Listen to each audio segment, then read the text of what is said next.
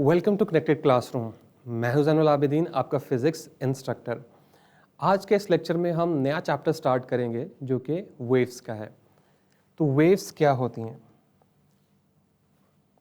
तो हम डिस्कस करेंगे वेव्स। अब वेव्स जो है वो एक ऐसा मैकेनिज़्म है जिसके थ्रू हम एनर्जी को ट्रांसपोर्ट कर सकते हैं, ट्रांसफ़र कर सकते हैं, इंफॉर्मेशन को ट्रांसफ़र कर सकते हैं, लेकिन इसमें मैटर ट्रांसपोर्ट नहीं होता या ट्रांसफ़र नहीं होता। ठीक है, तो हम इसको लिख सकते हैं मैकेनिज़्म, अब मैकेनिज़्म भी आप लिख सकते हैं इसको, और phenomena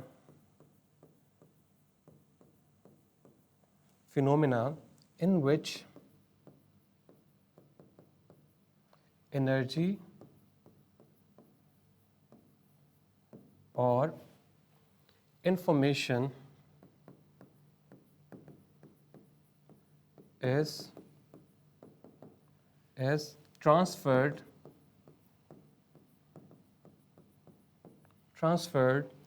from one point to another without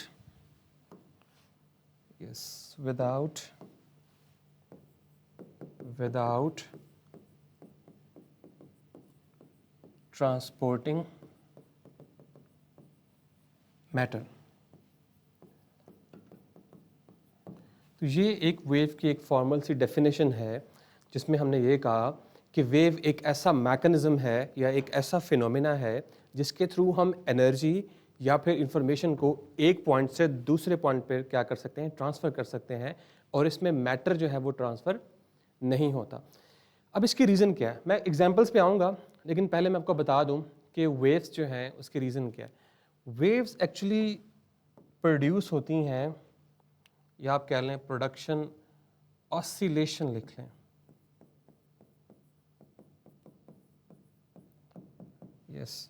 सो आपको इस बात का पता होना चाहिए, वेव्स आर प्रोड्यूस्ड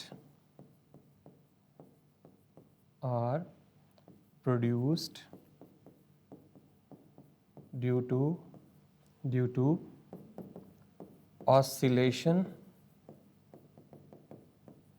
oscillation या वाइब्रेशन भी कह सकते हैं, ऑसिलेशन और vibration of particles of medium. तो आपको इस बात का पता होना चाहिए कि जो वेव्स हैं वो जनरेट कैसे होती हैं, उनकी प्रोडक्शन कैसे होती है। उसके रीज़न है oscillation of particles of the medium.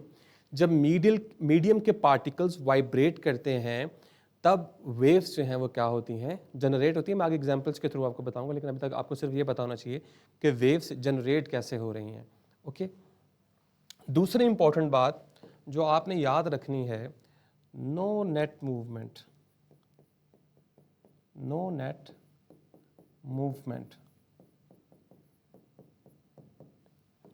Okay, तो आपको इस बात का पता होना चाहिए, पार्टिकल्स अगर ये आपने नोट कर लिया तो मैं थोड़ा इसको थोड़ा सा फ्लिप करके ऊपर कर देता हूँ ताकि आप जो है ना इसको नोट कर लें। ओके, तो मैं इसको थोड़ा सा ऊपर की तरफ कर रहा हूँ ताकि लिखने में आसानी हो। No net movement. Okay, particles vibrate और ऑसिलेट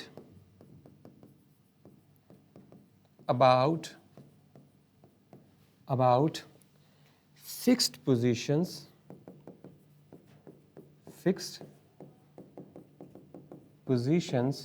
and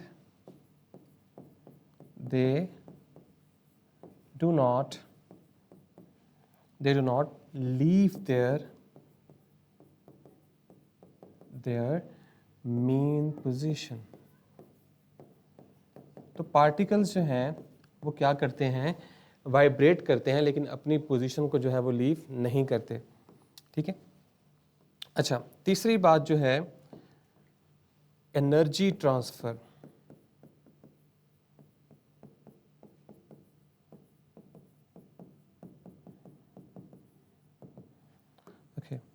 So waves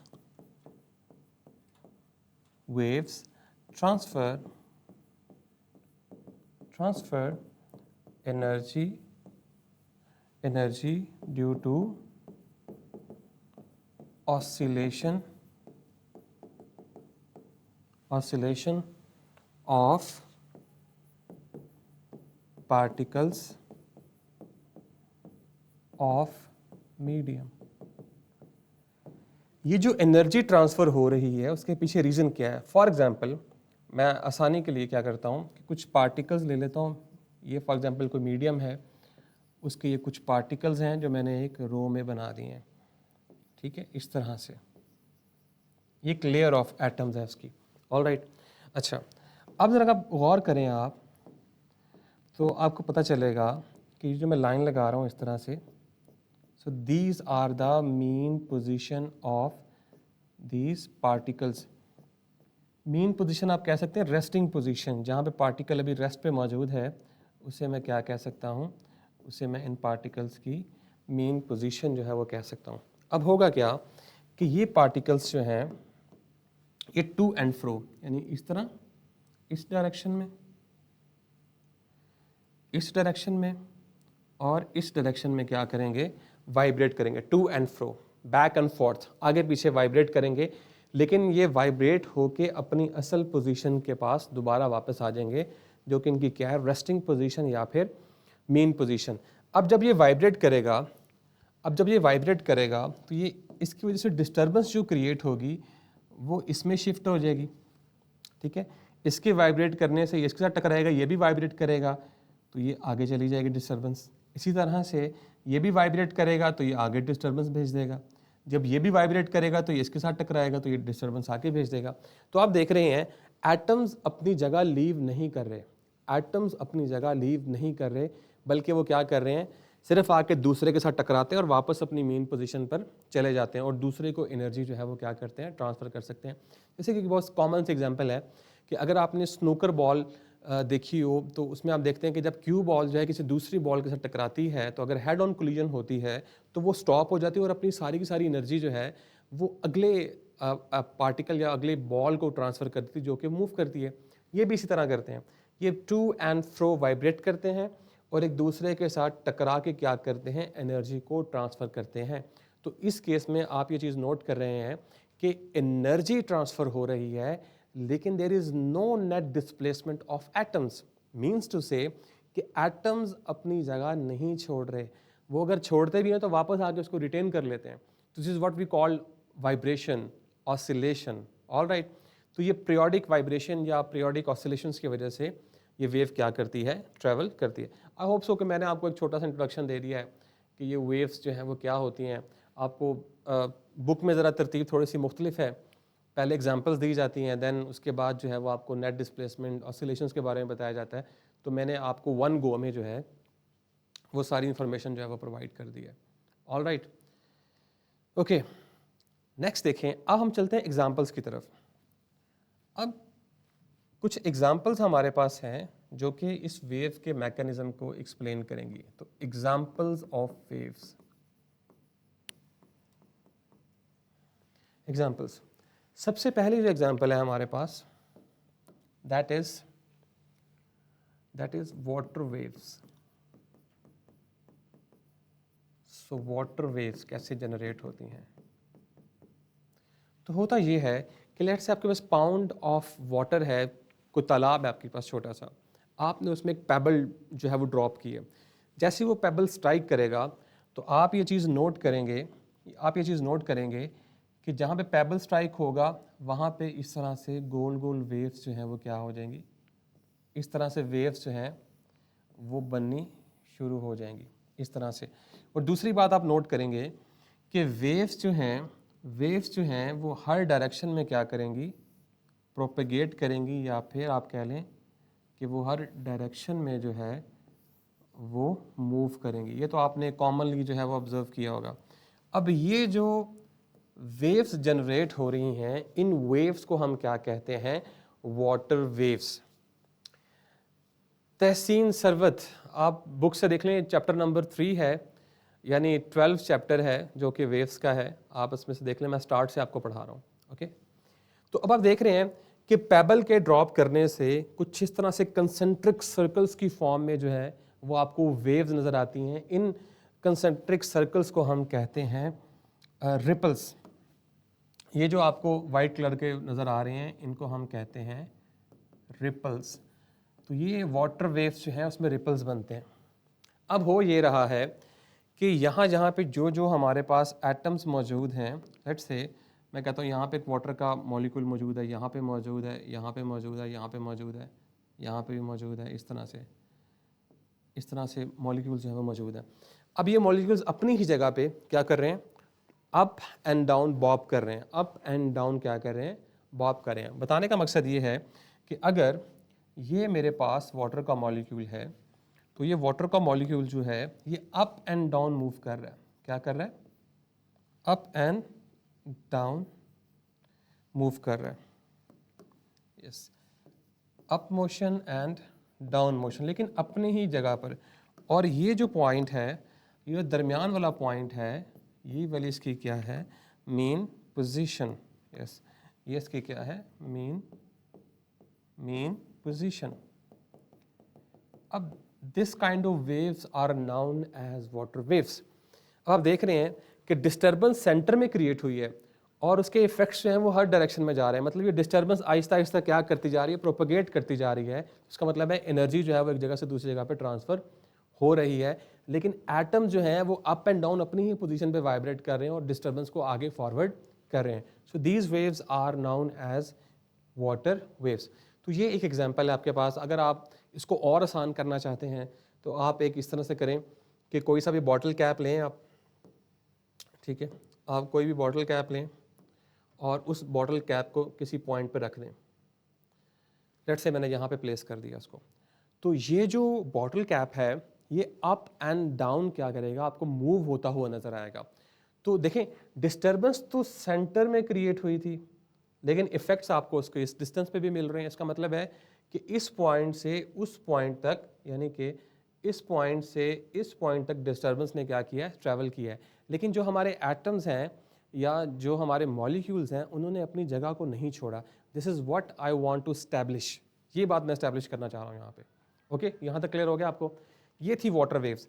इसी तरह से आप डिस्कस कर सकते हैं इसके अलावा इलेक्ट्रोमैग्नेटिक वेव्स।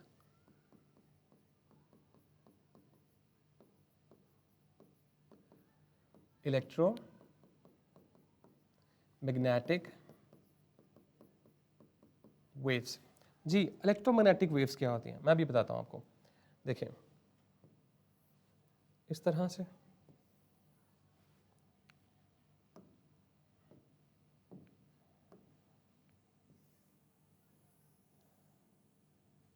कुछ इस तरह से, देन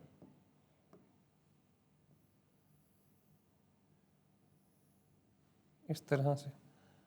तो ये जो आपको पैटर्न नज़र आ रहा है ये बेसिकली इलेक्ट्रोमैग्नेटिक वेव्स का है। अब इसमें जो मैं बात बताना चाह रहा हूँ आपको कि ये इलेक्ट्रोमैग्नेटिक वेव्स क्या होती हैं।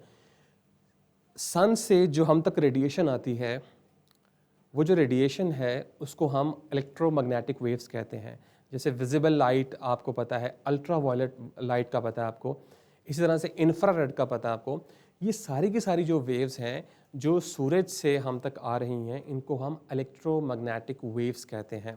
ओके, अब वेव्स तो आ रही हैं हम तक, तो इसके इफ़ेक्ट्स भी आप देखते हैं कि सूरज से आने वाली जो वेव्स हैं उनमें उनसे जो है हमारी अर्थ के ऊपर जो है वो हीट जनरेट होती है। इसी तरह से आप देखते हैं कि इसी वेव्स को यूज़ करके प्लांट्स एंड डिफरेंट जो ट्रीज़ हैं वो फोटोसिंथेसिस का जो फिनोमेना है वो भी करते हैं। इसका मतलब है कि वो एनर्जी हासिल करते हैं। इसका मतलब है कि सन से यहाँ तक जो रेडिएशंस आ रही हैं, जो इलेक्ट्रोमैग्नेटिक वेव्स आ रही हैं, वो अपने साथ एनर्जी लेके आ रही हैं। अब इनको इलेक्ट्रोमैग्नेटिक वेव्स क्यों कहते हैं? इस वजह से कहते हैं कि these are the combination of electric and magnetic fields। इसमें जो मैंने आपके सामने यहाँ पे ये वेव बनाई है, अगर आप गौर करें तो ये जो है इस तरह से जो है इसमें मैग्नेटिक फील्ड होती है और इलेक्ट्रिक फील्ड होती है। मैं आपको प्रॉपर ड्रॉ करके बताता हूँ, ये देखें। So these are oscillating electric field and magnetic field. इसी तरह से जो है हम कलर चेंज कर लेते हैं। ओके, सो ये देखें, तो ये जो मैंने लाइंस ड्रॉ की हैं ये बेसिकली कुछ इस तरह से है। मैं आपको बताता हूँ, ये देखें कि ये आपस में परपेंडिकुलर हैं इस तरह से, अगर आप देख सकें यहाँ पे, ये देखें इस तरह से, इस तरह से।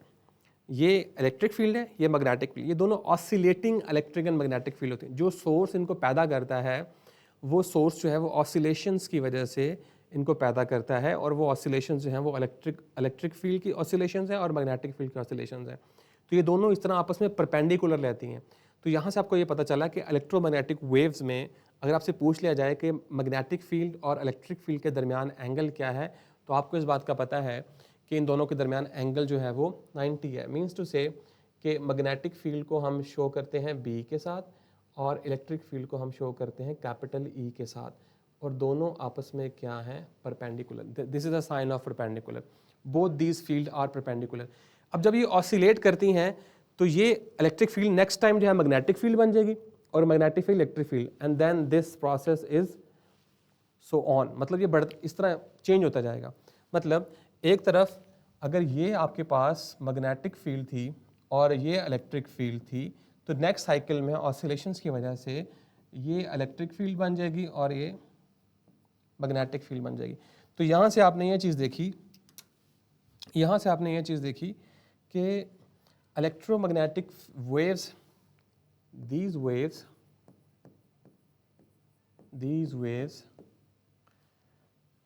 waves are produced due to oscillating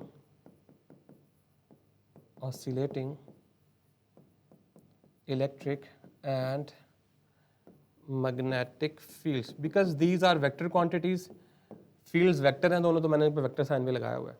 ठीक है, तो इसमें भी देखें एनर्जी जो है वो एक पॉइंट से दूसरे पॉइंट पे क्या हो रही है, ट्रांसफ़र हो रही है। और ये ख़ास किस्म की वेव्स हैं जिनको मीडियम की ज़रूरत नहीं होती, वो हम बाद में डिस्कस करेंगे। अभी तक के लिए आपने सिर्फ ये याद रखना है कि ये क्या कर रही हैं, एनर्जी को ट्रांसफ़र कर रही हैं। एक बात तो मैंने आपको ये बताई कि एंगल, अगर एंगल की बात की जाए तो दोनों के दरमियान एंगल क्या होता है, 90 डिग्री होता है। मैं साइड पे लिख भी देता हूँ कि दोनों के दरमियान एंगल जो है वो 90।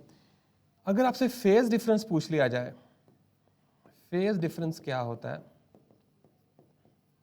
फेज़ कहते हैं कि दोनों शुरू कहाँ से हो रही हैं।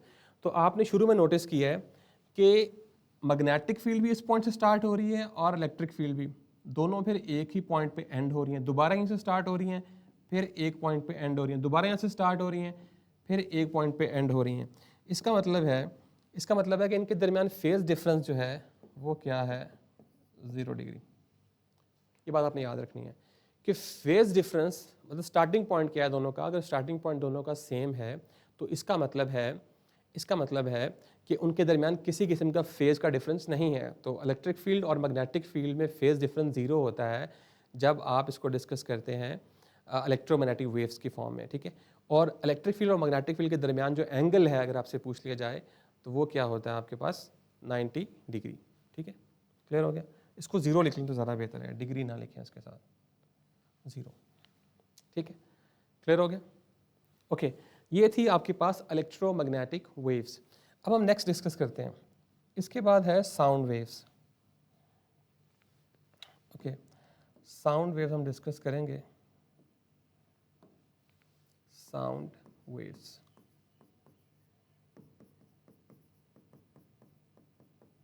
ओके, मैं आपसे बात कर रहा हूँ तो आपको पता है कि हमारी जो गला है हमारा, इसमें वोकल कॉर्ड्स मौजूद होते हैं। मतलब कुछ मेम्ब्रेन्स होती हैं जो कि वाइब्रेट करती हैं जब हम बोलते हैं। ओके, तो इन वाइब्रेशन की वजह से क्या होता है कि जब वोकल कॉर्ड ऑसिलेट करते हैं या वाइब्रेट करते हैं तो जो हमारे माउथ की पास की जो एयर होती है इसमें क्या होती है, वाइब्रेशन प्रोड्यूस होती है। अब जब ये वाइब्रेशन प्रोड्यूस होती है तो ये वाइब्रेशन जब प्रोड्यूस होती है तो एटम्स टू एटम्स क्या करती है, ट्रांसफ़र होती है। तो ये एटम्स टू एटम्स ट्रांसफ़र होती है, तो इस तरह से आपको साउंड की आवाज़ आती है, या जिस तरह से आपको मेरी आवाज़ आ रही है इस वजह से आ रही है। या तो आपने हैंड फ्री लगाई हुई, अगर आपने हैंड फ्री नहीं लगाई हुई तो अगर तो आप अपने लैपटॉप या मोबाइल के ऊपर डायरेक्टली जो है वो सुन रहे हैं, तो वो उसकी रीज़न सिर्फ ये है कि आपके और उस मोबाइल फ़ोन के दरमियान में एयर पार्टिकल्स मौजूद हैं। वो एयर पार्टिकल्स जब वाइब्रेट करते हैं तो फिर आपको जो है वो आवाज़ आती है। तो ये जो साउंड वेव्स हैं ये in the form of compression and rarefaction की फॉर्म में जो है वो क्या करती हैं, ट्रैवल करती हैं। मीन्स टू से कि जो माउथ के पास वाली एयर होगी वो क्या हो जाएगी, इस तरह से कंप्रेस हो जाएगी ऐसे, ठीक है, इस तरह से कंप्रेस हो जाएगी। ओके, तो ये कंप्रेस होगी। नेक्स्ट जो एयर है आपके पास वो क्या होगी,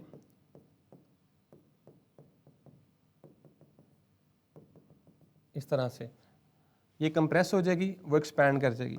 फिर नेक्स्ट क्या होगा, फिर जो है वो कंप्रेशन हो जाएगी, इस तरह से एयर के पार्टिकल्स आपस में करीब करीब आ जाएंगे, ठीक है।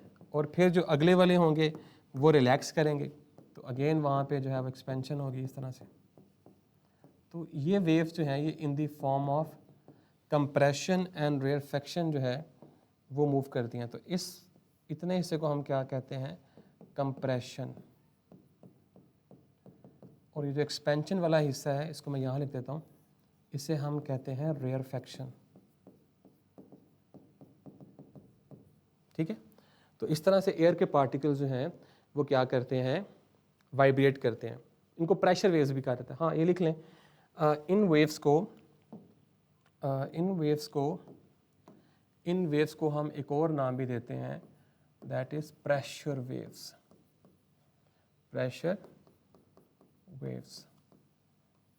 ऑल राइट, ठीक है।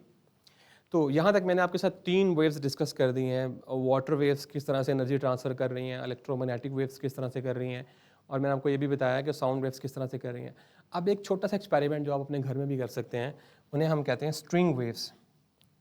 यस, ये देखें, हम स्ट्रिंग वेव्स की बात भी कर सकते हैं।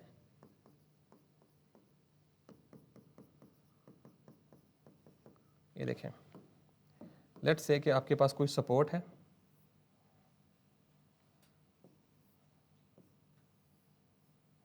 या आपके पास कोई सपोर्ट है, ठीक है, और आपने रस्सी को जो है वो जर्क दिया इस तरह से, ठीक है। आपने रस्सी को पकड़ा यहाँ से और आपने इसको इस तरह से करके ट्विक किया, या फिर आपने इसको जर्क किया। अब इससे क्या होगा कि यहाँ पे आपको ये वेव्स बनती हुई नज़र आ रही हैं। इन वेव्स को हम कहते हैं स्ट्रिंग वेव्स, या फिर waves produce in a rope, all right.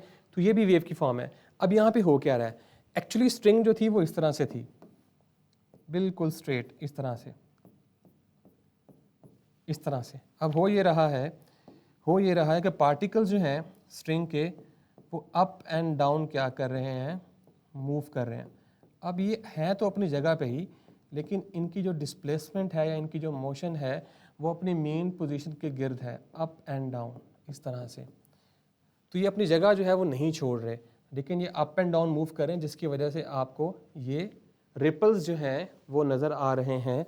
तो ऐसी वेव्स को हम क्या कहते हैं, string waves. I hope so कि यहाँ तक क्लियर हो गया होगा आपको। जी, यहाँ तक क्लियर हो गया आपको, ठीक है।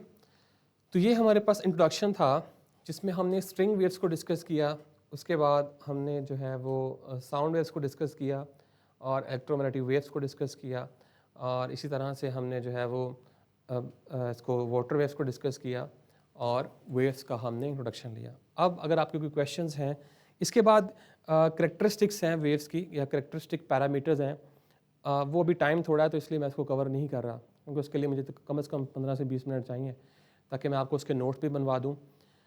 यस, ये जो PDF है आपको बोर्ड का, ये आपको गूगल ड्राइव पे मिल जाएगा, ठीक है। अगर आपके कोई क्वेश्चंस हैं तो आप पूछ सकते हैं। वैसे चीज़ें तो आसान थी, ठीक है, ओके। इसमें से बस इतने ज़्यादा MCQs नहीं बनते थे, बस यही नॉमिनल से MCQs बनते थे। तो आई होप सो कि यहाँ तक आपने अंडरस्टैंड किया होगा। तो नेक्स्ट लेक्चर में थर्सडे तक 4 टाइम्स अ वीक, ठीक है। तो नेक्स्ट लेक्चर में हम करेक्टरिस्टिक पैरामीटर्स को डिस्कस करेंगे, जिसमें हम देखेंगे कि वेवलेंथ क्या होती है।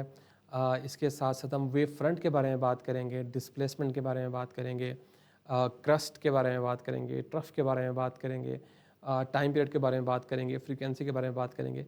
तो मैं चाह रहा हूँ कि उसका हम एक कंप्लीट सेपरेट लेक्चर बना दें। तो इसलिए आज का लेक्चर जो है वो यहाँ पे मैं ख़त्म कर रहा हूँ। नेक्स्ट क्लास जो है वो आपकी इंग्लिश की है, ठीक है। तो आई होप सो कि आपने अंडरस्टैंड किया होगा। So this is all from my side, this is Anul Abidin signing off.